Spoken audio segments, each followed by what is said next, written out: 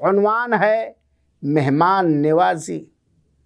سبحان اللہ، قربان جائیں ہم اور آپ اس دین رحمت پر جس کے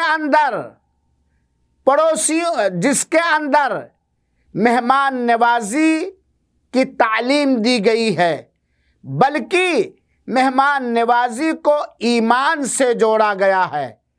میرے مسلمان بھائیوں اور ساتھیوں، مہمان رحمت ہے، مہمان سعادت مندی کا ذریعہ اور سادھن ہے۔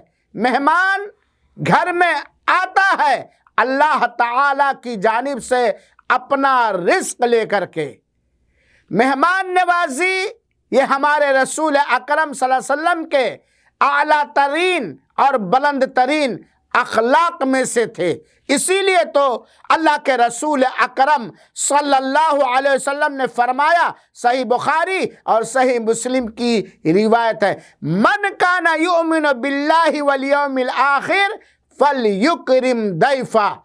جو شخص اللہ پر اور آخرت کے دن پر ایمان رکھتا ہے وہ اپنے مہمان کی عزت کرے، مہمان نوازی کرے، اپنی طاقت کے حساب سے، اپنے سکت کے حساب سے، اور دل کو کشادہ کر کے اخلاص نیت کے ساتھ اللہ تعالیٰ سے قربت اور نزدیکی حاصل کرنے کے لیے۔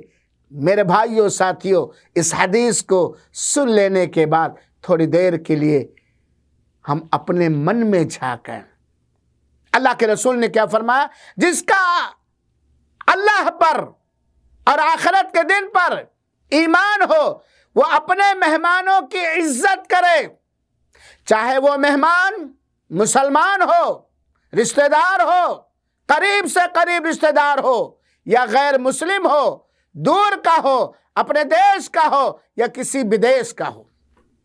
یہ ہے اسلام کی شکھا اور اسلام کی بلند بالا تعلیم۔ اب آج مسلمان اگر مہمانوں کی عزت کرنے لگیں، ان کا احترام کرنے لگیں، جس طرح ہمارے رسول اکرم صلی اللہ علیہ وسلم نے ہمیں تعلیم دی ہے، ہمیں حکم دیا ہے، تو یقیناً کسی بھی مسافر کو کوئی تکلیف اور کوئی پریشانی نہیں ہوگی۔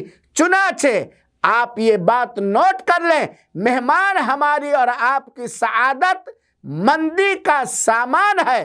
جب آپ کسی مہمان کے مہمان نوازی اخلاص نیت کے ساتھ اللہ تعالیٰ کا تقرب حاصل کرنے کی نیت سے کریں گے، اللہ راضی ہوگا۔ ساتھ ہی ساتھ وہ مہمان انشاءاللہ العزیز آپ کے مال میں، آپ کی اولاد میں، آپ کی جائیداد میں برکت کی دعائیں کرے گا۔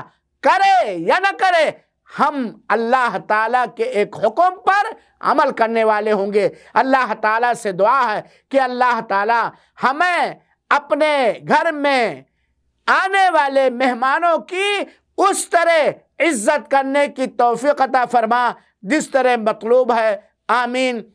والسلام علیکم ورحمۃ اللہ وبرکاتہ وجزاکم اللہ خیرا۔